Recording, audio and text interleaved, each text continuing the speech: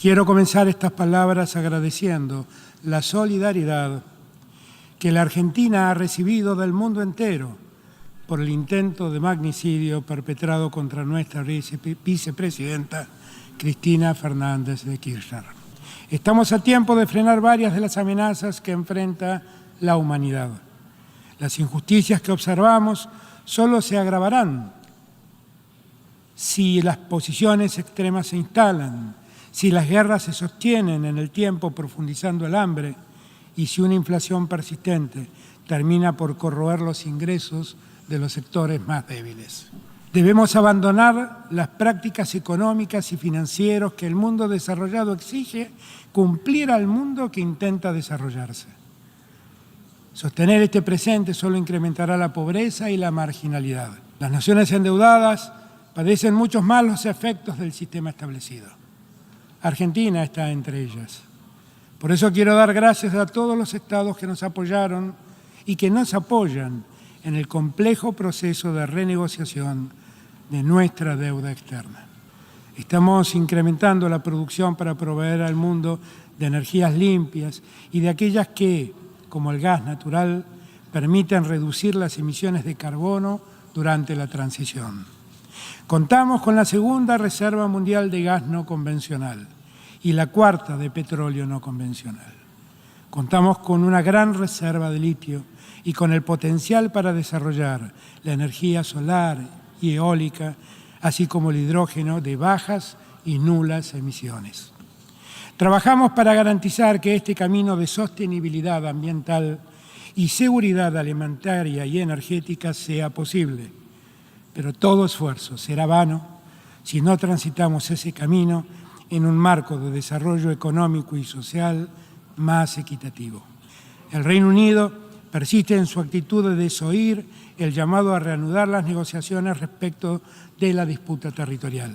Solicitamos al secretario general que renueve sus esfuerzos en el cumplimiento de ese mandato y que el Reino Unido se avenga a acatar el llamado de la comunidad internacional y ponga fin a esta anacrónica situación colonial.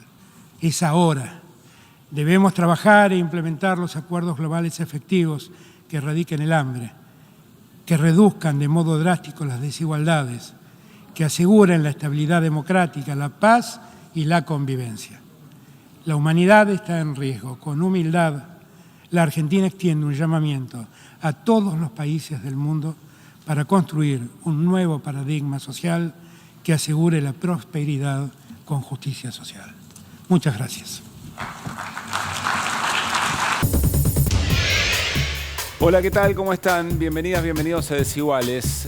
Noche y horario especial para Desiguales aquí en la televisión pública. Bueno, reiterar las cosas que planteaba el presidente Alberto Fernández en Naciones Unidas no tiene mucho sentido. En un momento nos vamos a detener específicamente con Nico Fiorentino sobre el llamamiento que hace el presidente Alberto Fernández a la comunidad internacional respecto del lugar que está teniendo la violencia política en la resolución o en el debate por la resolución de estos temas que planteaba. En el centro, por supuesto, la desigualdad y la injusta distribución de los recursos en un mundo muy, pero muy desigual. Pero quiero llamar la atención sobre algo.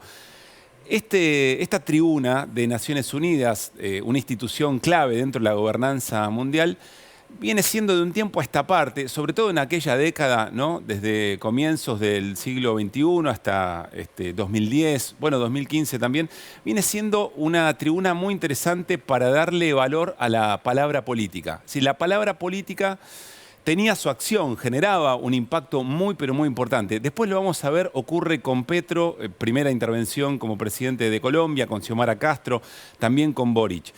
Pero es un desafío muy importante porque la palabra política tiene que venir acompañada con acción. Y ahí es donde Naciones Unidas demuestra ser muy estéril respecto de la salvaguarda democrática que hoy el mundo está pidiendo, por lo menos Occidente en ese sentido. Es decir, cuanto más profunda la palabra política en esta tribuna, más en offside, podríamos decir, queda Naciones Unidas como un instrumento para recuperar la convivencia democrática, el multilateralismo para resolver los problemas más acuciantes. Bueno, lo dijo ni más ni menos que el Papa, ¿no? Francisco Sí, tal habló cual. de Naciones Unidas En la y en un entrevista punto... con Bernardo Llorente. Exacto, y lo que dijo fue, bueno, medio que no sirve para nada, hoy por hoy, más que para emitir comunicados y no mucho más. En referencia lo dijo en su momento a la guerra entre Ucrania y Rusia. Nos vamos a meter en esto, como dijo Pablo, pero también queremos hablar sobre lo que tiene que ver con la causa vialidad, porque parece que fue hace un montón. Pero cuando habló el fiscal Luciani, hubo prácticamente una cadena nacional. Se transmitía en canales de televisión abierta un pedido de sentencia que duró varios días, si no me equivoco fueron 9, y que se presentaba con bombos y platillos, como diciendo, esta es la verdad. Ya estaban sentenciando con un pedido de un fiscal. Hoy tuiteó la vicepresidenta un fragmento de lo que dijo su abogado, el doctor Carlos Beraldi. Vean cómo Beraldi, la verdad de una manera que yo agradezco, que es la claridad, porque en la justicia se empecinan en hablar difícil, con términos que la gente en la calle o nosotros mismos no manejamos. Se dedican, reitero esto, a que todo sea confuso. Miren la explicación de Beraldi sobre uno de los puntos solamente de lo que había sido el alegato del fiscal Luciani. De manera concordante con este mensaje de teléfono, 30 de noviembre, hay publicaciones de noticias que dan cuenta que efectivamente ese día la presidenta visitó Santa Cruz. Bingo. Hicieron bingo. Ahora sí nos tenían. Tenían el mensaje, tenían una noticia periodística que decía ese día la presidenta iba a Santa Cruz y lógicamente se iba a juntar con Báez. El problema que tiene la Fiscalía acá, otra vez, es que tiene un delay. Porque esa noticia que nos mostró no corresponde al día 30. Esa noticia, en realidad, es del día 29. Fue publicada por el diario La Nación, con lo cual se le cae la trama. Otra vez, y los deja en una posición vergonzosa. Vergonzosa, señores jueces. De esto no se vuelve. Y sumo algo más que no está en el resumen. Si uno continuaba viendo la palabra, escuchando lo que decía Beraldi, demostraba que ese 30 de noviembre, la vicepresidenta había estado, la actual vicepresidenta, expresidenta en su momento en ejercicio, había estado en Bariloche, dando un mensaje que quedó registrado, que está en YouTube. Digo, uno pone 30 de noviembre, Bariloche, Cristina Fernández de Kirchner, y aparece. Bueno, es solamente una de las partes, reitero, una exposición clara, con videos, mostrando lo que se dijo, mostrando lo que ellos consideran es la otra parte y es la realidad. Muy interesante. Y atención, porque el día viernes de 9 a 11 de la mañana va a hablar Beraldi. Pero luego de las 11 de la mañana va a hablar la vicepresidenta porque es abogada y porque en ese contexto puede defenderse a ella misma. Yo trato de ponerme en la piel de quien está convencido o convencida de que Cristina Fernández de Kirchner efectivamente es culpable de todo lo que se le acusa. Y como vos decías antes, es un sistema que está armado, es muy ajeno a la gente de a pie, digamos, ¿no? Y entonces, ¿cómo se resuelve? Si efectivamente alguien dice, no, yo estoy convencido que lo que Luciani hizo fue absolutamente claro y que hay toneladas de pruebas contra Cristina. Beraldi, en todo caso, alimenta a aquellos que sienten que Cristina Fernández de Kirchner está siendo perseguida. Acá es donde el Poder Judicial se demuestra, por lo menos en su ocaso en esta etapa, porque deberíamos todos y todas confiar en que eventualmente es el tribunal el que sopesa las evidencias, los argumentos y demás, y entonces todos y todas deberíamos quedarnos tranquilos que se va a resolver de la manera más ecuánime posible. Eso es lo que no está funcionando. Es el gran problema que tenemos en este momento en la democracia argentina. Está Flor, está Nico, ya vamos a ir con ellos, pero arrancamos por el living de Desiguales, porque está Patán Rajendorfer, histórico periodista de policía. ¿Te gusta que te digan periodista de policiales? No. No. Bárbaro. Quiero que me digan periodista de delincuenciales. De delincuenciales, ahí está. Me gusta ese término. Patán, cuando Pablo menciona esto que tiene que ver con la justicia, que tiene que ver con el descreimiento en un punto, no aplica solamente a la causa de vialidad, entiendo. Uno puede pensar, bueno, ¿qué va a ocurrir con el atentado y el intento de magnicidio? ¿O qué ha ocurrido históricamente con otras causas penales en nuestro país? Exactamente. Y no hablemos solamente de las grandes causas moldeadas por el lawfare, sino también, en todo caso, el lawfare, el ejercicio del lawfare, tuvo una larga etapa de práctica en causas casi anónimas, aplicadas sobre ciudadanos comunes a los cuales se les vienen armando causas por no pagar una coima, porque no pueden resolver un determinado homicidio, etcétera, etcétera, etcétera. Yo hace ya 10 o 12 años, me acuerdo, miraba las estadísticas de poblaciones carcelarias y en un momento determinado en la provincia de Buenos Aires había aproximadamente 19.000 presos, de los cuales el informe, esto era en la época de Solá, cuando Di Rocco era ministro de Justicia, quien suscribía ese informe, decía hay 19.000 presos, pero en los próximos meses 5.000 van a salir porque están presos, decía el informe, en base a pruebas muy débiles y testimonios dudosos. En otras palabras, a 5.000 personas les habían armado causas. Claro, se les había privado de su libertad injustamente. Exactamente. Eso mismo se aplica ahora a las altas esferas del poder. Mucho más visible, pero en ese momento eran personas que no tenían reconocimiento, pero que sufrían no tenían la misma Veraldi. podredumbre del sistema. Exactamente, exactamente. Y bueno, la lawfare, como sabemos, el lawfare, perdón, es, yo la defino como la triple alianza entre cierta prensa, entre cierto sector del Poder Judicial y agentes orgánicos o inorgánicos de inteligencia, ya sea para esmerilar gobiernos democráticos, para desde el poder perseguir a opositores, exfuncionarios y empresarios rivales, y de vuelta desde el llano para lograr la impunidad. Ayer Carlos Pañi, en La Nación Más, hizo una caracterización bastante difundida, pero no por eso debemos dejar de mencionarla, respecto de los abogados y la abogada de Carrizo, que es el último detenido por el intento de asesinato a Cristina Fernández de Kirchner. Creo que lo podemos compartir y después, en función de tu experiencia, nos das la lectura que haces de esto. Cae este vendedor de copos de azúcar y aparecen enseguida varios abogados, que realmente la aparición de esos abogados es muy misteriosa. Gastón Marano. Gastón Marano es un abogado penalista que de golpe nos enteramos es asesor de un senador por la provincia de Chubut que pertenece al PRO, Ignacio Torres, no en cualquier comisión, en la comisión bicameral de los organismos que vigilan a los organismos de seguridad e inteligencia. El propio Carrizo, vendedor de copitos de azúcar, tiene dos abogados más. Una abogada, Brenda Salva, que curiosamente es asesora de una diputada del PRO. Ahora hay otro detalle más inquietante. Es que aparece un abogado de este mismo vendedor de copitos, Fernando Sicilia, que es abogado defensor de dos personas que fueron noticia durante los últimos 2, 3 años.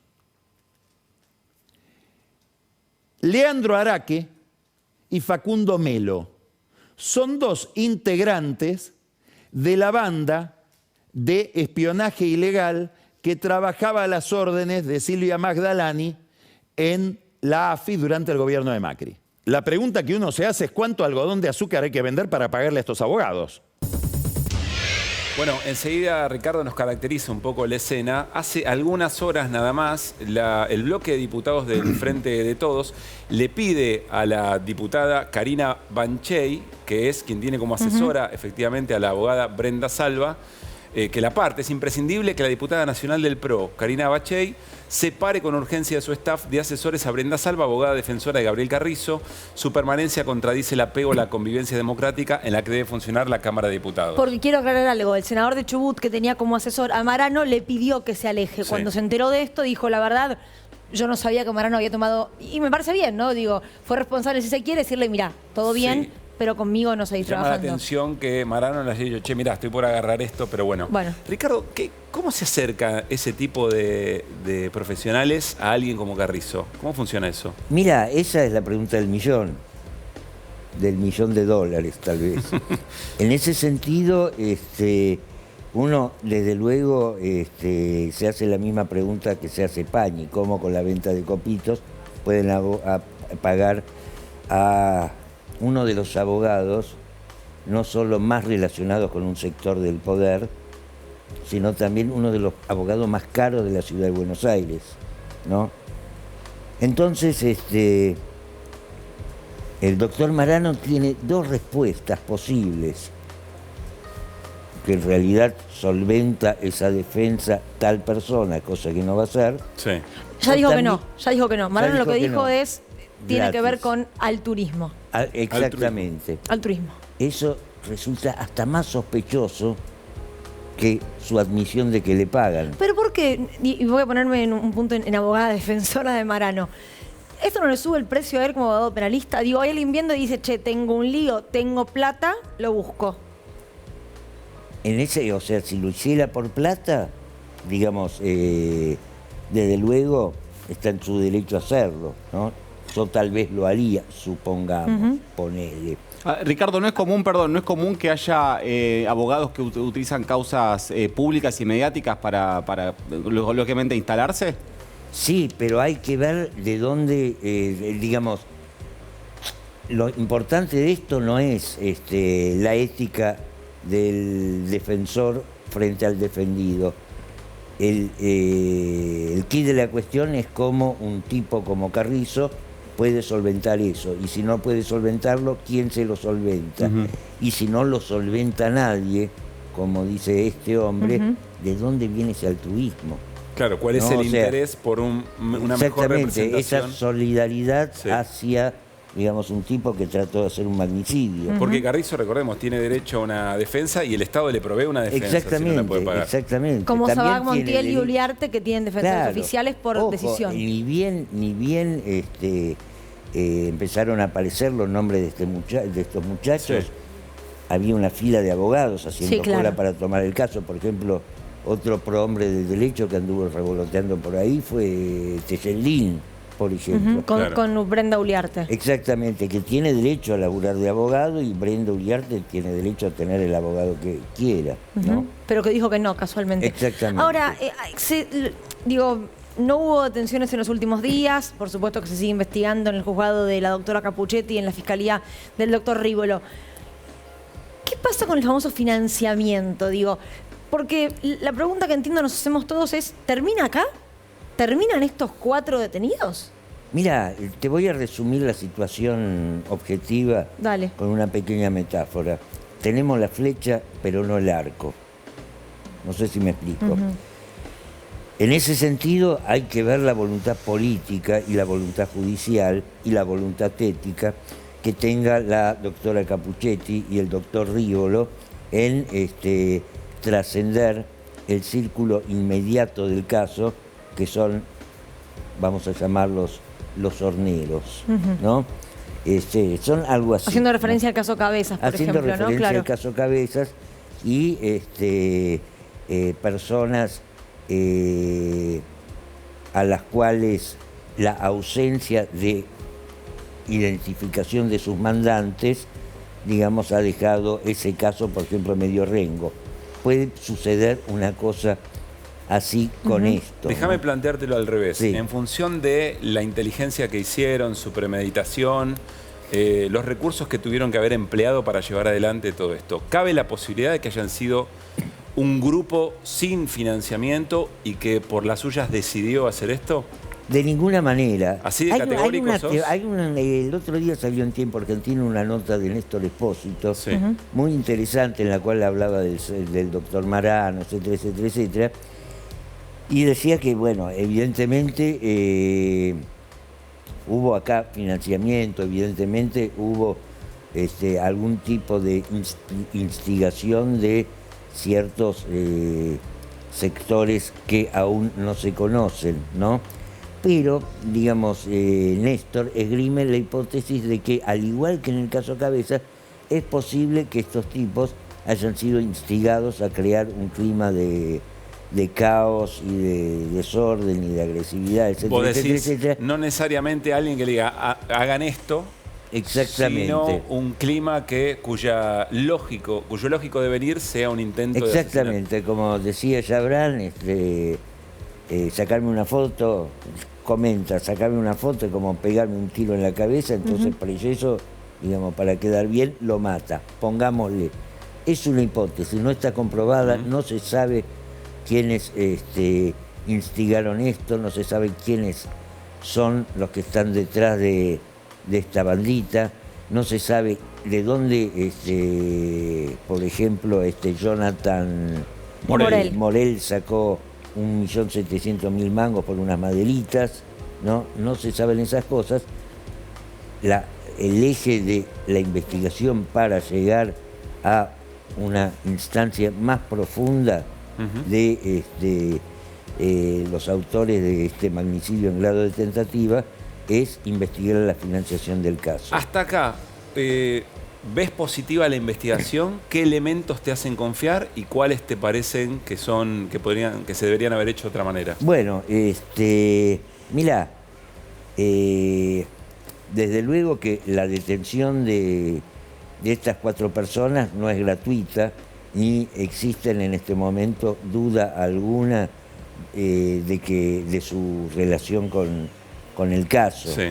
Incluso, digamos, eso ya es público porque una y otra vez, casi a coro, en todas las señales de noticias, se emiten sus diálogos, o sea, no hay ninguna duda acerca de eso. En ese sentido, el trabajo de la Fiscalía y el trabajo del juzgado, digamos, no merecen grandes reproches. Habría que ver lo que pasó con el teléfono de Sabac Montiel. En un caso así, cuando hay una prueba tan firme, tan clave y tan delicada, tan frágil como un teléfono celular, ese teléfono se tiene que sacar del sobrecito, sacar primero de la caja fuerte del juzgado, sacar del sobrecito en presencia de los peritos judiciales y en presencia de los peritos del caso. Y por lo que se sabe, ¿te inclinás por la impericia o por una intención de complicar la investigación? No lo sé, lo sé. Puede ser, digamos, conociendo los personajes, puede ser ambas cosas a la vez. Admiro a los periodistas y las periodistas que dicen no sé. O a los analistas que dicen no sé también, ¿no? A los pensadores que dicen no sé. Me parece muy, pero muy digno. Gracias. Desde luego que la cuestión es hasta dónde, digamos, tanto la jueza como el fiscal, habido a cuenta de los antecedentes que tienen, estén dispuestos a ir más allá de lo que su círculo de pertenencia, es decir, como Doropí, les permiten por un lado. Segundo, lamentablemente, para colmo de males, todas las apelaciones que hagan las defensas caerán en una sala integrada por ¿quiénes? Por Llorens, por Bertuzzi y por Bruglia. Bruglia. Exactamente. Ahora, justamente lo que ya cayó en esa sala es la recusación de detención de Agustina Díaz, la otra herida, ¿no? Que hubo todo una confusión con respecto a si estaba en el lugar, en la puerta de la casa de la vicepresidenta o no. ¿El rol de Agustina Díaz, vos lo tenés claro en esta investigación? ¿Creés que es una, si se quiere, encubridora de Brenda Uliarte? Porque pareciera ser la que menos implicancias tiene hasta ahora, ¿no? Es la que menos audios tiene por ahora. Es la que menos audios tiene por ahora, simplemente eso. Claro. Simplemente es un eso. por ahora. Sí, porque, digamos, haber estado al tanto del plan no es moco de pavo, ¿no? Eso, digamos, lo que quiero decir es que eso es simplemente, en el aspecto judicial, un simple encubrimiento. lo cual no es un detalle menor dada la gravedad del Después caso. hay que ver qué responsabilidad tiene. Pero habría que ver qué responsabilidad tiene. ¿Ves algún modus operandi de servicio de inteligencia en todo esto? Y de alguna manera, o sea, evidentemente no todo es guita. No todo es guita. ¿Qué quiere decir eso? Que, digamos, además de la financiación, debe haber un tipo de apoyatura, un tipo de control, un tipo de tutelaje sobre el plan o sobre la acción o las acciones que vienen emprendiendo todos estos grupitos, desde... Yo pienso que el bautismo de fuego de estos grupitos fue las bolsas mortuorias, ¿no? De ahí, a partir de mayo, cuando se presentan ya en sociedad como Revolución Federal, como Nación de Despojados, como Jóvenes Republicanos, etcétera, etcétera, etcétera, y, digamos, esos mismos personajes están en todos los videos de todos los rechifles que hay en las calles, digamos, algo hay ahí. Ricardo, la última de mi parte. Es cierto que desde la recuperación de la democracia, el vandalismo en ciertas imágenes muy caras para la identidad argentina ha sido, no sé si moneda corriente, pero hemos aprendido a convivir con eso de alguna forma. El otro día se vio algo en Quilmes que a mí me llamó mucho la atención. Una estaca con una cabeza de cerdo frente a un mural que homenajeaba a los detenidos desaparecidos de la Noche de los Lápices. Por tu recorrido, por ser ciudadano de la Argentina, ¿te llama la atención? ¿Ves algo distinto? Sí, lo que pasa que yo creo que el mundo entero se ha convertido en una especie de enorme República del Weimar en alusión al régimen alemán que hubo en Alemania, que hubo entre 1918 y 1933, cuando en la previa del nazismo. Cuando se incubó exactamente lo que se dio en llamar el huevo de la serpiente. ¿Estás viendo eso? Sí, lamentablemente sí. Lamentablemente sí. Ojalá que sea como decía Marx, que las tragedias se repitan en forma de farsa, pero a veces las tragedias se pueden repetir también en forma de tragedia. Patán, gracias por haber venido. No, por favor. Gracias. Vamos Bien, con sí, Nico. Vamos qué fuerte, ¿no? Lo que dijo Ricardo en función de su Bueno, pero tiene que ver, recorrido. y me meto un poco en lo de Nico, comparte también de lo que dijo el presidente Alberto Fernández cuando habló de fascismo disfrazado de republicanismo, Sí, ¿no? muy claro fue. Tiene mucho que ver. Muchísimo que ver con esto porque si bien a nosotros, y con absoluta lógica, nos despertó una novedad gigante ver un arma calibre 32 gatillada a 35 centímetros de la cabeza de la vicepresidenta. No es la Argentina un lugar exclusivo donde haya grupos de odio manifestándose, creciéndose, y de esos grupos de odio surge una célula, a veces una persona, a veces algo más organizada, que termina cometiendo homicidios, atrocidades, en nombre de una idea o contra una idea. Claro. Algo de esto dijo hoy el presidente Alberto Fernández en la Asamblea General de la ONU en Nueva York. Los invito a que lo escuchemos y ahora lo vamos a vincular con una cosa muy interesante que encontramos. Dale. Estoy seguro que la violencia fascista, que se disfraza de republicanismo, no conseguirá cambiar ese amplio consenso al que adhiere la inmensa mayoría de la sociedad argentina. Aprovechando la desazón que generó la pandemia y los efectos económicos de la guerra, los discursos extremistas y violentos proliferaron y encontraron tierra fértil para sembrar el sentimiento antipolítico en nuestras sociedades. Guardar silencio ante semejante evidencia puede conducirnos a poner en crisis al mismo Estado de Derecho. Quienes buscan debilitar y erosionar las democracias tienen intereses específicos que los llevan a promover la polarización extrema.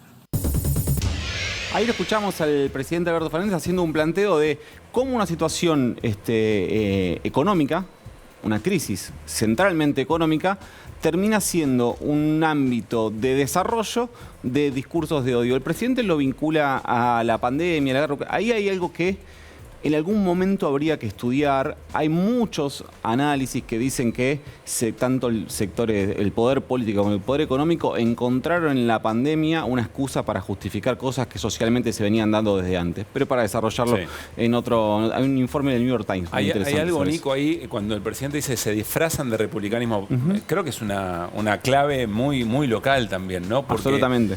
Esa negación del otro en términos de adversario de idea política se encubre como aquel que está por fuera de la democracia, por fuera de la república, por fuera de las instituciones y que ofende y atenta contra las libertades. Es que la manera de validarte vos como un activo republicano cuando no lo sos, es desconocer como republicano al otro. Claro. Tenés dos grandes ejemplos, pero muy evidentes y muy obvios. Uno es Jair Bolsonaro en Brasil, que dice, si yo, hoy lo dijo en los últimos días, si yo no saco el 60% de los votos porque nos chorearon. Sí, eso dijo. Sí. Entonces, como voy a hacer cualquier cosa porque los no republicanos. Y la otra es Donald Trump. Legitimando un golpe. Exactamente. ¿No? Exactamente. Y el otro es Donald Trump, digamos, no reconociendo un resultado electoral y después directamente alentando que vayan a tomar el Capitolio. ¿Hay algún guiño del presidente Alberto Fernández hacia Joe Biden, por ejemplo? O a mí, con esta frase. Me cuesta, yo intento no hacer mucho el ejercicio de sobreanalizar, que es algo que nos fascina a veces. Pero sí es cierto que cuando menciona, también hay un mensaje local. Cuando dice, si nosotros no nos hacemos cargo de esto, dice desconocer los discursos de odio, que básicamente es lo que está haciendo la oposición, desconocer la existencia de un estadio de discursos de odio. En otro tramo, el presidente Alberto Fernández pide denunciar modelos de acumulación. Y da un dato, dice que hay 10 personas en el mundo cuya fortuna es equivalente a los ingresos del 40% de la población mundial.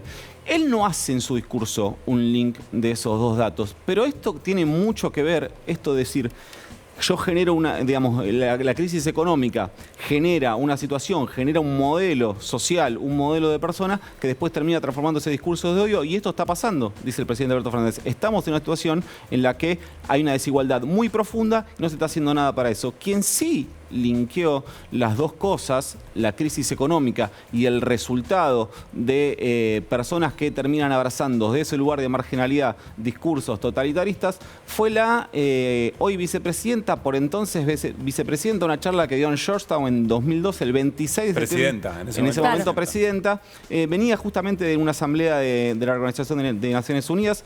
Esto fue el 26, hace 5 días se cumplen 10 años. Los invito a que escuchemos lo que decía la entonces presidenta y hoy vicepresidenta. Yo decía ayer, cuando exponía ante las Naciones Unidas, que lo que más me preocupa, más que como presidenta, más que como miembro de la comunidad internacional, como militante política que ha sufrido y que ha visto sufrir mucho más a otros compatriotas por la falta de democracia, que precisamente nuestro mundo, el mundo que se ha creado en valores muy de la libertad, muy de expresar lo que queremos, muy de lo que nos denominamos la democracia, y que no todo el mundo piensa de la misma manera, porque también tenemos que admitir esto, que hay otros pueblos que quieren vivir de una manera diferente a la que vivimos nosotros. Mi gran temor es que los jóvenes, las nuevas generaciones, principales víctimas de la falta de trabajo, principales víctimas de las crisis económicas, renieguen finalmente de estos valores y de estos sistemas, si estos sistemas y estos valores no les traen soluciones a sus vidas. Así empezaron todos los totalitarismos que han tenido origen en la historia. Súper interesante. Mi gran temor es que los jóvenes que quedan al margen de la sociedad terminen abrazando discursos totalitaristas y violentos, decía. Y descreyendo de los valores democráticos que hoy tenemos. Que dice la hoy vicepresidenta, que decía la hoy vicepresidenta hace 10 años, es algo que atraviesa su cabeza ahora. Incluso esta semana hablé con alguien que estuvo con ella la semana pasada y me decía efectivamente eso, que hay algo, digamos, más allá de la situación crítica, puntual, personal que acaba de atravesar, que hay algo que dice, escúchame, esto es el resultado de algo que el sistema no está atajando. Y que el sistema no ataja la proliferación de estos tipos de discursos, de estas personas que quedan al margen de la sociedad. Y no hay que centrarse solamente que quedan al margen de la sociedad desde el punto de vista económico. no es que solamente quedan al margen de la sociedad desde el punto de vista económico. Hablamos de personas con problemas de salud mental que quedan al margen de la sociedad porque la situación de la salud mental en la Argentina y en el mundo en general es muy desastrosa. Por suerte se está discutiendo. Bueno, llevémoslo al extremo. Claro. Llevémoslo al extremo y veamos de Joker. Hay una, entiendo el punto, hay una sutil, tan sutil como profunda operación que lo que hace es tomar a toda la política como lo mismo y aparece ahí un desapego del ejercicio de la política para representar intereses.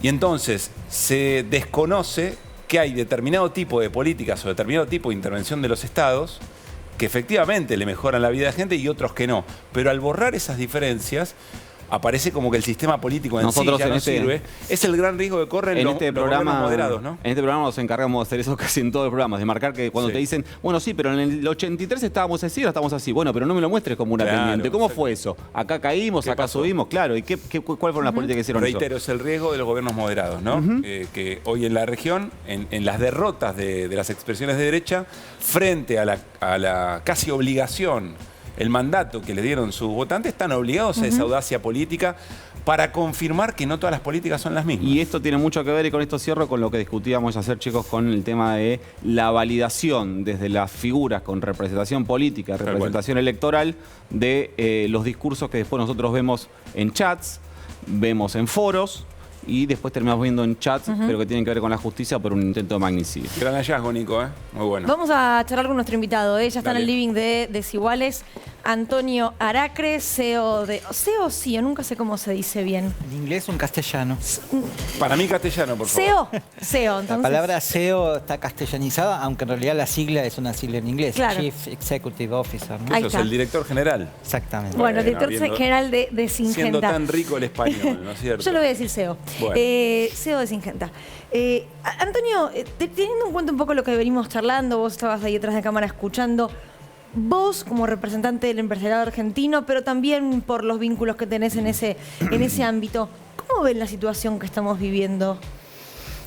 Sí, los escuchaba a ustedes, lo escuchaba recién a Nicolás y reflexionaba sobre como una combinación un poco peligrosa que vemos desde los sectores económicos en cuanto a que se encastra una situación social complicada de arrastre de muchos años, donde mucha gente ve frustradas sus expectativas, desilusionados en relación al futuro, desatendidos en sus reclamos, con una realidad que te muestran las redes sociales con un nivel de violencia, en muchos casos se ven los comentarios, en las expresiones, y personas que tal vez por su situación personal tienen muy bajo filtro emocional en la capacidad de responder frente a eso. Cuando esa capacidad de filtro, ¿no? Que vos podés tener bronca, pero no salís a la calle a matar a alguien. Cuando tu estado emocional es de un nivel tan inestable y tu situación personal es tan complicada, y eso se une con gestos de violencia que de alguna manera estimulan una situación para salir a la calle y sentir esa necesidad de expresarte, pueden darse situaciones como estas que por suerte, pero realmente fue un milagro, no pasó algo terrible con la vicepresidenta, pero que si nosotros no ponemos los líderes empresariales, sociales, políticos, sindicales, un poco de paño frío a esta situación, podría repetirse con otras personas en otras situaciones y la cosa se pondría muy complicada ya desde lo económico también. ¿Qué significa que los líderes empresariales pongan paño frío? ¿Cuál crees que es la responsabilidad de ese liderazgo empresarial en esta situación? Bueno, a mí me parece que tenemos que sentarnos todos en una mesa donde estén los sindicatos, los empresarios, el gobierno y la oposición y discutir cómo podemos hacer para que todos vean que estamos bajando un cambio y que no especulamos políticamente, ni económicamente, ni socialmente con la desesperación de la gente. Necesitamos dar algún gesto donde la población en general comprenda que estamos todos preocupados y que queremos desescalar el conflicto y no seguir alimentando... Pero vos ves vocación de ese liderazgo empresarial. El gobierno ha convocado a instancias de diálogo, a construir esos puentes después del atentado contra Cristina, antes también, pero bueno, supongamos que eso es bisagra. Hay otros sectores que no. El liderazgo empresarial le dice a expresidente Mauricio Macri: la verdad es que la situación, incluso pensando en sus propios negocios, porque me imagino que nadie apuesta a una bolsonarización de la Argentina creyendo que se puede hacer buenos negocios en un país tan inestable de esas características. ¿Hay una convocatoria? ¿Debería haber una convocatoria de liderazgo empresarial a los sectores que no quieren sentarse en esa mesa? Y vuelvo a insistir, si nosotros no bajamos un cambio y no comprendemos que el país lo construimos entre todos, no vamos a poder avanzar. Estos mensajes que se dice, bueno, yo no me siento con fulanito porque en este momento no tengo nada que discutir con esta persona.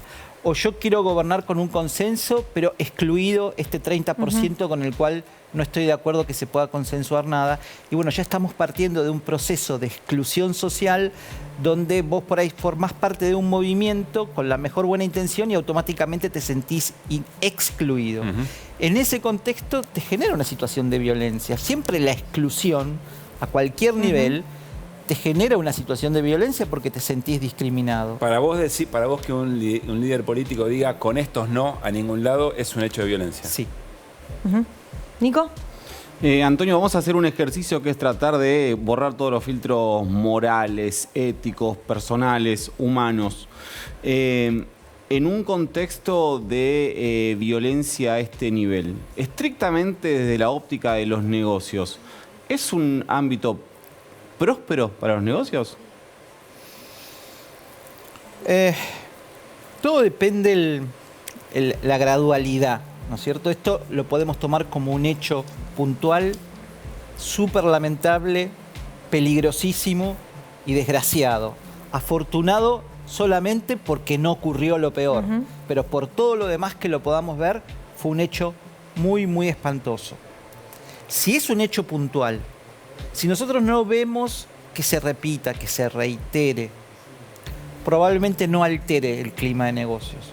Ahora, ojo, yo no soy un especialista jurídico, ni policial, ni nada, pero de escuchar un poco las noticias, cuando vos ves algunos chats, las organizaciones que se estaban generando para seguir después con fulano o con mengano o el próximo ese, tal vez se estaba empezando a gestionar, precariamente o no, no lo sabemos, distintos actos vandálicos en distintos momentos del tiempo que sí podrían perturbar la paz social y tener incidencia en la actividad económica, empresarial y productiva. Digamos, Syngenta es una empresa realmente muy importante en biotecnología, entre otras cosas. Es una empresa china.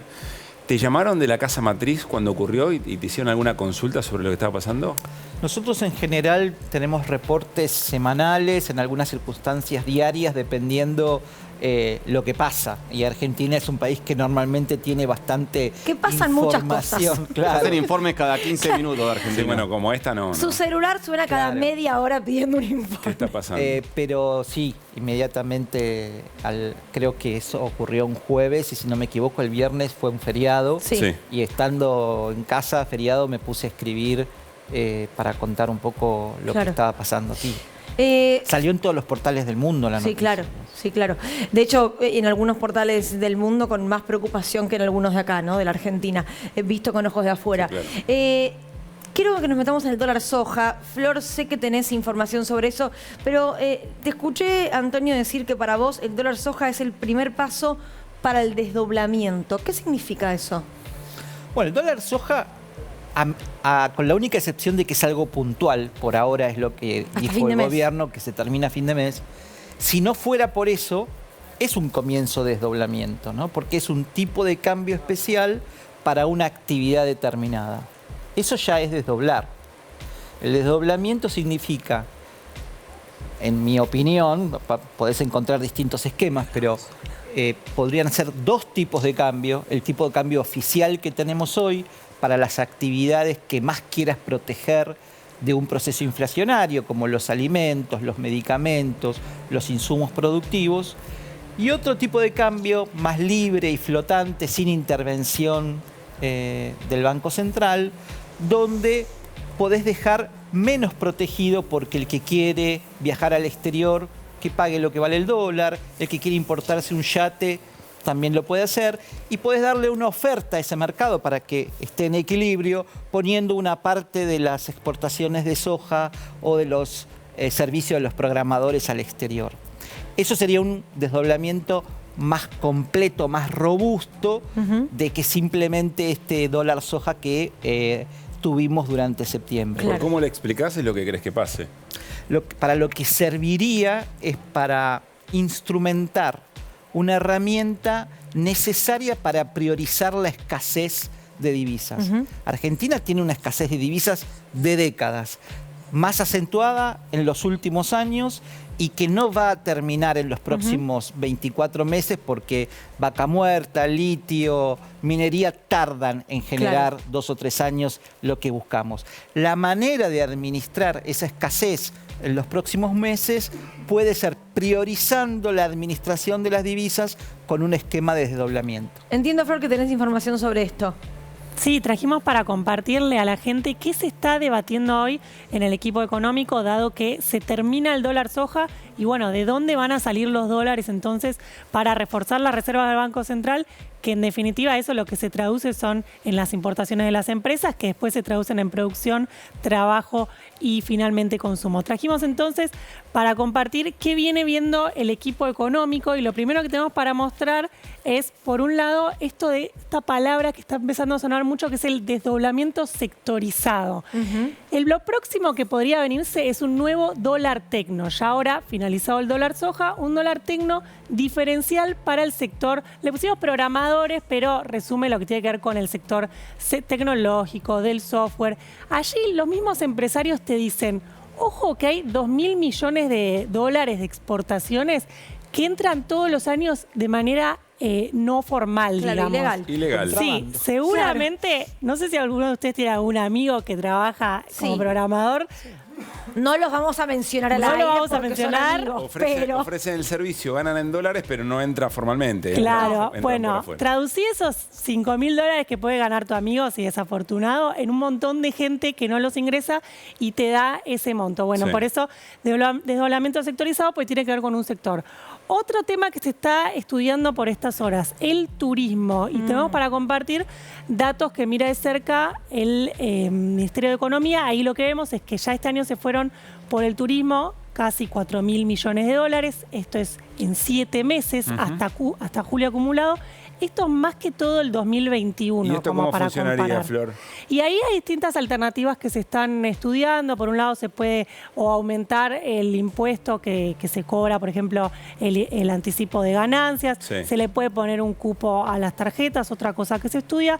O directamente eliminar el dólar tarjeta y pasar los consumos a un tipo de cambio más relacionado a los dólares financieros, como puede ser el MEP. Lo que tiene de desventaja eso es que se recauda mucho con el dólar tarjeta por el impuesto país. Y por último, lo que trajimos para mostrar en la última placa es para que se entienda en qué impacta la falta de dólares que todo el tiempo mencionamos. Y ya lo estamos viendo en la actividad económica. Y miren los datos de la industria que cayó en julio. Este es el último dato que se conoce, 1,2% del INDEC. Y también la capacidad instalada, que venía creciendo, también cayó después de 5 meses al alza. Sácame esta duda, porque hoy difundió el Vasco de Mendiguren un indicador de julio de crecimiento industrial del 5 y pico por ciento. Sí, lo que se difundió hoy son datos que tiene el Ministerio de Economía, es un informe oficial que tiene que ver con, que lo hace el Centro de Estudios para la Producción, el CEP 21, con datos adelantados. Ellos se anticipan a lo que puede llegar a sacar el INDEC, después el INDEC saca su informe, y son datos de agosto. ¿Agosto qué le dio a este informe oficial? Que hubo crecimiento interanual, o sea, agosto contra agosto, pero de nuevo, caída desestacionalizada, es decir, caída de agosto contra julio, o sea, seguiría 2 meses consecutivos de caída, que era algo que no pasaba hace un año. Bien. Ahora, eso sería enfriar la economía, ¿no? Como se dijo en su momento, aunque desde el gobierno se decía que no iba a ocurrir. Antonio, ¿vos crees que esto es un camino? Porque, estuviste con nosotros el día que nombraron a Batakis, nueva ministra de Economía. Guzmán. Es cierto, estábamos al aire. Estábamos al aire, fue un fin de semana. Quedamos juntos. Sí, fue un fin de semana intenso, ¿no? Guzmán, Batakis, Massa. ¿Vos ves su mismo camino? ¿Ves su mismo recorrido? ¿Ves que cambió la agenda? Creo que lo que cambió es la espalda política que tiene este ministro para avanzar en cuestiones que tanto a Guzmán como a Batakis le resultaban más complicadas. Un ejemplo es la cuestión de las tarifas. Otro ejemplo es esta solución temporal para recaudar dólares a través de la instrumentación del estímulo exportador. Entonces me parece que Massa puede avanzar en consensos dentro del Frente de Todos que eran muy complicados para Guzmán y Batakis. Pero espera, de Guzmán se dice que no tenía la coordinación y el manejo político de las áreas que hoy sí maneja Massa, y permanentemente se instala la idea de que había muchas cuentas sin pagar en la gestión Guzmán. O sea, que no es solamente el apoyo político. No sé a qué cuentas se referirán, pero para mí lo clave, y no me parece poca cosa, cuando digo clave, me parece Ese que apoyo fundamental, es que lo que rige la economía es la política, en definitiva. Y si Massa aporta eso, está aportando el 50% de la gestión. Y te hago una última pregunta para cerrar. Esto de un shock gradual, vos decís que no va a funcionar de ninguna manera. ¿Vos hoy lo ves gradual? Claro, un shock y gradual son como palabras que no funcionan. O gradualismo shock, me suena, ¿eh? Claro. La escuché alguna vez esta. Creo que cuando teníamos una inflación del 3% mensual, podíamos aspirar a controlarla e ir bajándola medio punto por mes con un cierto gradualismo. Sería una apuesta que podría funcionar o no. Cuando vos salís de un régimen del 3 al 7, 8, 6, ya es otro animal económico y necesitas medidas más disruptivas para cortar esa nominalidad indexatoria, y con la gradualidad no se sale. ¿Eso implica devaluación para vos? No. Te diría que para mí la devaluación no contribuye mucho en un país tan bimonetario como la Argentina, pero sí implica una ecualización de precios relativos, salarios, tarifas, dólar, con un crawling peg un poco más acelerado en septiembre y octubre, y una vez que tenés todo eso sincronizado, tenemos que hacer un esfuerzo por 4 o 5 meses de que nadie saque los pies del plato. El problema es que implica acuerdos, y eso está un poco complicado en la Acuerdos Argentina. Mandatorios, con cierto. penalidades para los que quieran romperlos. Antonio, siempre un placer. Gracias, gracias. Bueno, ¿vamos al corte? Sí. Dale, ya venimos.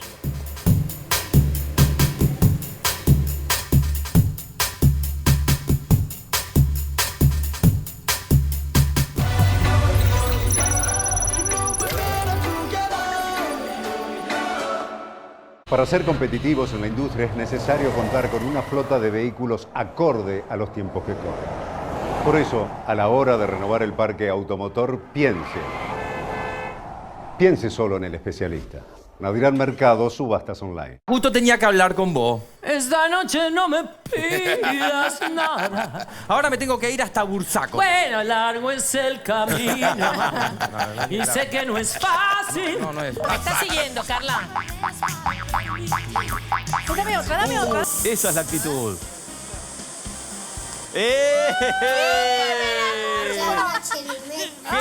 Noche Demente, miércoles, 22 horas, televisión pública. Con Didi, ganás para eso que querés. Como Juan, que ya tiene heladera nueva. O Julio, que ya compró el mejor regalo para sus hijos. O María, que tiene tele nueva. Además, disfrutan de incentivos diarios y más de 20 funciones de seguridad. Regístrate en Didi Conductor y hace de cada viaje un éxito. Nuevas fragancias potenciadas de Axe. Cuando lees increíble, todo puede pasar. Olé increíble, el efecto Axe.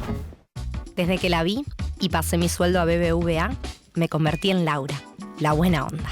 Salimos a almorzar entre 20 y hay que pasar una tarjeta. Relax, Laurita. El banco ya te dio 60 lucas de bienvenida. Además, aprovecho los beneficios exclusivos del Shop de Go. Y de Yapa, todos los meses participo por el sorteo de 1 millón de pesos. Sos una genia, Lauri. Qué lindo cuando la ves. Escanea este QR y descubrí todos los beneficios de pasar tu sueldo a BBVA. BBVA, creando oportunidades. Llegó la nueva salsa de tomate deshidratada Knorr. Ponés solo lo que necesitas. Agregás agua caliente, mezclás y ya está lista para agregarle salsa a todo. No importa si necesitas solo un poco más o mucha salsa. Y lo que queda, lo guardás para después. Nueva salsa de tomate deshidratada Knorr. Salsa para todo, siempre en tu alacena.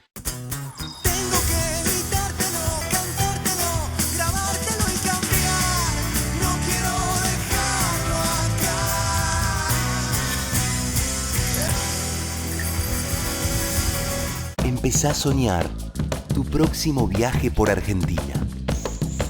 Descubrí lugares nuevos. Explorá lo inexplorado. Sentí la fuerza de la naturaleza. Entrá a larutanatural.gov.ar. Inspirate, elegí, planificá. La naturaleza te espera. Argentina te espera.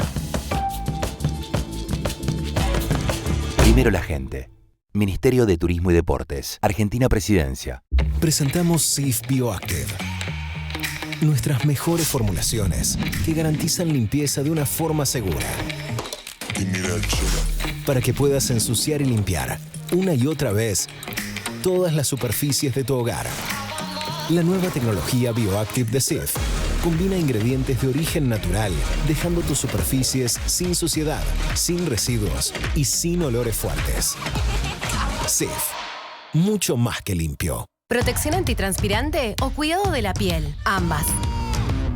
Nuevo antitranspirante DAV, con un cuarto de crema humectante, ahora enriquecido con óleo de origen natural, que ayuda a restaurar los nutrientes de la piel. DAV, 48 horas de protección sin dañar tu piel. En un país con corazón, los mayores están protegidos. Con este nuevo aumento por movilidad, más un refuerzo mensual, ninguna jubilación quedará por debajo de los 50.000 pesos. Seguimos trabajando para mejorar los ingresos de las y los jubilados argentinos. Llegaron los nuevos vegetales deshidratados de Knorr. 100% vegetales y nada más. ¿Cómo lo hacemos? Seleccionamos los vegetales frescos, los lavamos, pelamos y picamos. Y después, sin agregar nada más, los deshidratamos para que puedas usarlos en todas tus preparaciones. Es muy fácil. Hidratalos y listo. Decile hola a más vegetales en tus comidas. Con los nuevos vegetales deshidratados de Knorr, cocina más fácil y come mejor. Qué bien la vi. Con BBVA puedo pagar con QR sin perder los descuentos del banco. Soy malo para sacar fotos, pero para capturar los QR soy el mejor. Y te digo más, hasta tengo descuento en el súper.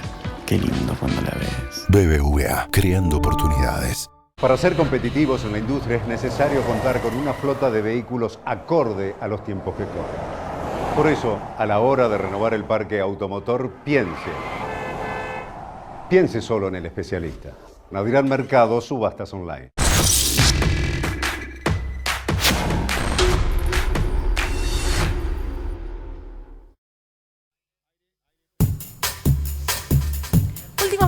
Último minuto directamente de Desiguales. Queda uno solo. Mañana nos vamos a reencontrar en nuestro horario habitual, el de las 9 de la noche. Menos mal. Y mañana además recién lo repasábamos. 21 de septiembre, Día del Estudiante. No hay colegios secundarios, no hay universidades, mañana tampoco. Día de la Sanidad y Día del Economista. Así que si tenés a alguien que esté en esos rubros, mañana decirle feliz día. Y hoy, 20 de septiembre, Día de los Novios. Me quedo con el Día del Así que decirle a alguien también si querés feliz día. Me quedo con el Día del Estudiante mañana. ¿Alguna vez se acuerdan recitarle La Paz? Obreros Estudiantes Unidos por la Paz. Me gusta la Ojalá. cadena, ¿no? Como tipo, vos estudias, Día del Estudiante, te transformás en economista, del economista, y después necesitas la sanidad para curarte lo que te hace la Yo economía. estaba para cantar la de Pipo Chipolati. Es el estudiante. No tenemos que ir, ¿eh? Desiguales, Mañana a las ¿no? 9 de la noche nos encontramos. Adiós. Chau.